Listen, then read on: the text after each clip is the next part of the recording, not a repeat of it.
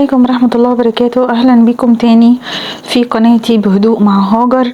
وحشتوني جدا، وصباح الفل أو مساء الفل بالتوقيت اللي هتشوفوا بيه الفيديو. مساء الفل على عيونكم. النهاردة إن شاء الله هنتكلم عن موضوع دسم ومهم ومحتاج منك كوباية شاي أو قهوة وتركيز عالي جدا، لأننا هنتكلم عن دستور السعادة الشخصية وإزاي نحلي أيامنا ونخلي حياتنا ليها طعم تاني خالص.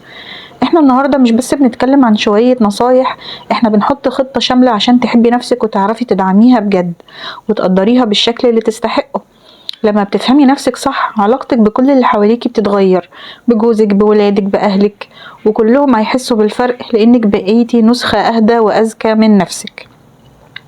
النهاردة إن شاء الله هعرض عليكي 28 طريقة عشان تحبي نفسك وتدلعيها. والطرق دي متقسمة ل8 جوانب أساسية في حياتنا: جانب شخصي ومهني اللي هو الشغل، والروحي والمادي والاجتماعي والبيئي والعاطفي، وأخيرا الجسماني. خلونا نبدأ مع بعض رحلة التغيير دي. اولا هنتكلم على الجانب البيئي اللي هو البيت، هو الاساس. انا حابة ابدأ ببيتك ليه؟ لان بيتك اللي بتعيشي فيه هو المنطلق لكل حاجة تانية. في مقولة كده بتقول: لا يستطيع الكثير منا تغيير المكان الذي يعيش فيه، ولكن يمكننا تغيير طريقة معيشتنا فيه. لو حاسة ان بيتك امكانياته قليلة او مش ده بيت الاحلام، تقدري تحوليه لجنة بلمساتك انتي. اول حاجة، حبي بيتك زي ما هو. لو كرهتي بيتك ده هينعكس على حياتك كلها، ومش هتحبي تنظفيه ولا هتحبي تقعدي فيه. لكن لو قررتي ان انتي تحبيه، هتبدأي تلوني مثلا اي ركن فيه، او تضيفي زرعة، او تغيري مفرش، وهتخليه تحفة فنية بتعبر عنك. لما تحبي بيتك هتعرفي تدي طاقة ايجابية لكل اللي فيه. رقم 2، خلي البيت مصدر للراحة والأمان. لازم جوزك وولادك وانتي قبلهم تحسوا ان اول ما الباب بيتقفل عليكم انكم وصلتوا لمنطقة الراحة خلاص. بلاش النكد والقلق والتوتر والافكار السلبية اول ما حد ما يدخل من الباب. خلي البيت واحد هدوء، وده هيعود عليكي انتي بسلام نفسي ملوش مثيل. رقم 3، التنظيف والتنظيم جزء من صيانة النفس. نظافة البيت مش رفاهية، دي ضرورة لسلامة أعصابك. انتي وولادك تستحقوا تعيشوا في مكان منظم، لأن ترتيب البيت بيساوي ترتيب الدماغ. طول ما الدنيا حواليكي مكركبة، هتفضل أفكارك مكركبة ومشوشة. ثانيا، الجانب الشخصي. أنا عاوزاكي تفهمي نفسك. رقم 4، الدفتر والقلم صاحبك الجديد. عشان تهتمي بنفسك لازم تعرفيها الأول. هاتي دفتر واكتبي فيه كل حاجة عنك، أفكارك، ايه اللي بيفرحك، ايه اللي بيوترك، ايه اللي بيحفزك. مش لازم تخلصي كل ده في يوم واحد، بس خليها عادة يومية تقعدي فيها مع نفسك كل يوم وتكتبي جزء. رقم 5، راقبي نفسك. شوفي ايه الكلمات اللي بتعصبك او ايه المواقف اللي لما بتحصل بتضايقك، وامتى بتحسي انك في قمة نشاطك. لما تراقبي ردود افعالك هتعرفي تتعاملي مع نفسك بذكاء وتتجنبي الحاجات اللي بتهد طاقتك. رقم 6، اكتشفي هوايتك وشغفك، او ايه الحاجة اللي بتعمليها وبتنسي فيها الوقت وما بتحسيش بالوقت. دي هي هوايتك، سواء كانت كروشيه او قراءة او رسم او حتى طبخ. مارسي الهواية دي بانتظام حتى لو مش هتكسبي منها فلوس، كفاية انها بتشحن روحك وطاقتك المعنوية. رقم 7، حطي أهداف حقيقية. كتابة هدف بسيط والنجاح في تحقيقه بيأثر بشكل سحري على ثقتك بنفسك، وبيحسسك انك قادرة تنجزي ومسيطرة على حياتك. طيب، إدارة البيت ما بتقلش أهمية عن إدارة أي شركة كبيرة، بل بالعكس تفاصيلها أكتر ومسؤولياتها أكبر. عشان كده رقم 8 هي إدارة الوقت والبعد عن المشتتات. تعلمي فن إدارة الوقت من اليوتيوب. حددي أولوياتك وإيه اللي لازم يخلص دلوقتي وإيه اللي ممكن يستنى أو يتأجل ليوم تاني. والأهم من ده، ابعدي طبعا عن لصوص الوقت زي التليفون والفرجة على حاجات ملهاش لازمة، وزي السكرول على الفيسبوك وعلى اليوتيوب وعلى الانستجرام. رقم 9، فخ المالتي تاسكينج اللي هي المهام المتعددة. بلاش تعملي كذا حاجة محتاجين تركيز في نفس الوقت.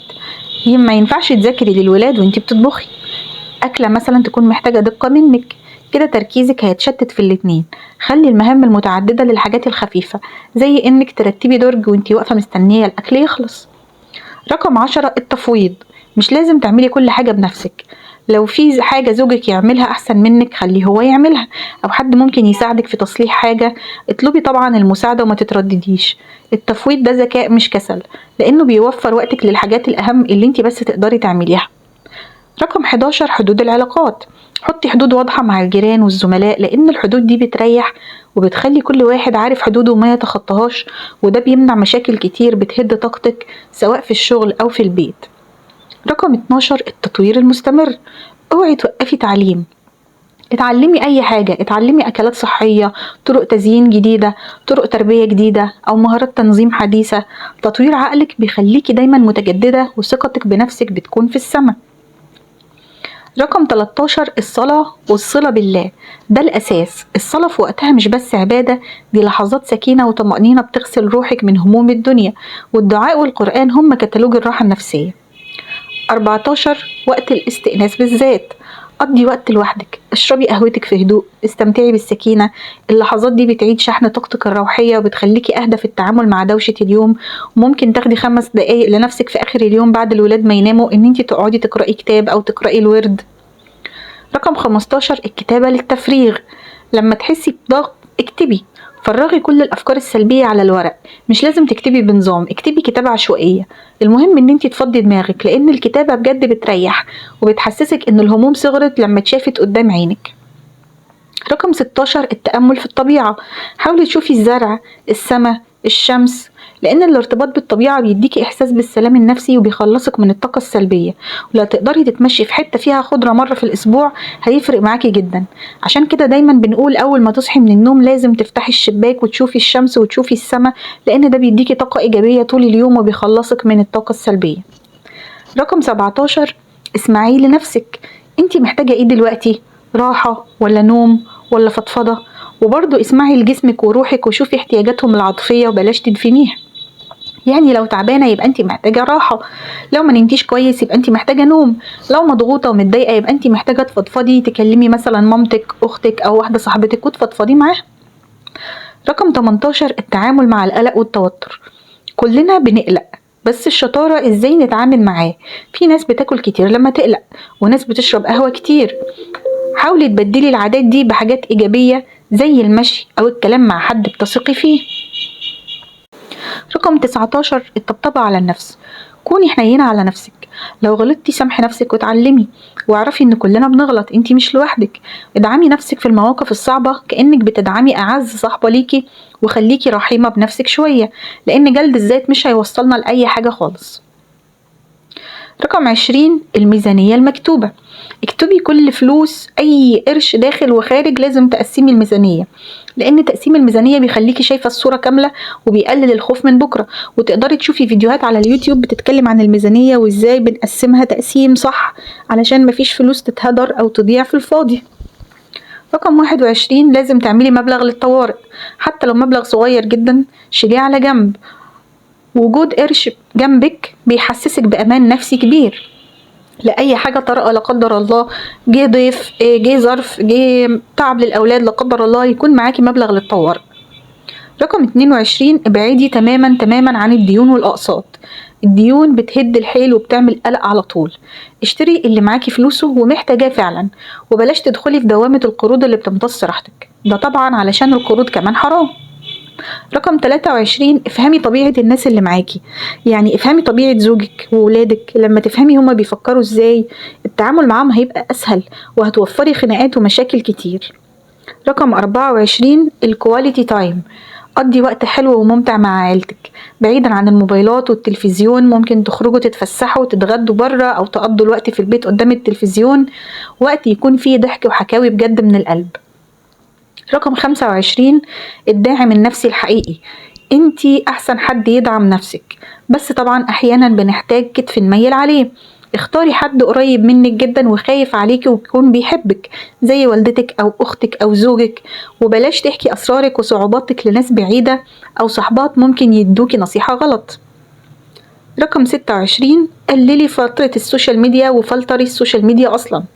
السوشيال ميديا بقت جزء من حياتنا الاجتماعية. اختاري بقى انتي بتتابعي مين. الصفحات اللي بتنشر طاقة سلبية أو بتخليكي تقارني حياتك بحياة حد تاني الغي متابعتها فورا، وتابعي بس اللي بتتعلمي منه حاجة أو بيلهمك أو بيطورك أو بيحمسك زي القناة بتاعتي مثلا.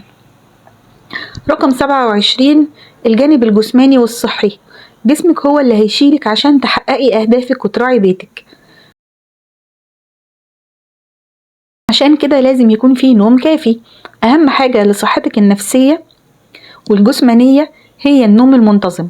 حاولي تنامي بدري وتصحي بدري لأن ده هيفرق في مودك جدا. ولو انتي ما بتعرفيش تنامي بدري أو تصحي بدري يبقى لازم تظبطي منبه أو تخلي أي حد من صحباتك مثلا يصحيكي في ميعاد معين وتبدأي تنظمي يومك. رقم 28 الأكل الصحي وشرب المية. انتي اللي بتدخلي الوقود لجسمك. اهتمي بأكل الخضار والفاكهة وابعدي عن السكريات اللي بتهد الطاقة، واشربي مية كتير طول اليوم لأن ده طبعا هتلاقي أثره في بشرتك وفي شعرك وفي صحتك العامة طول اليوم. يا رب تكون ال 28 طريقة دول فتحوا قدامكم سكك جديدة للسعادة وللرضا. الموضوع محتاج صبر وتدريج، مش هتعملي كل ده في يوم وليلة.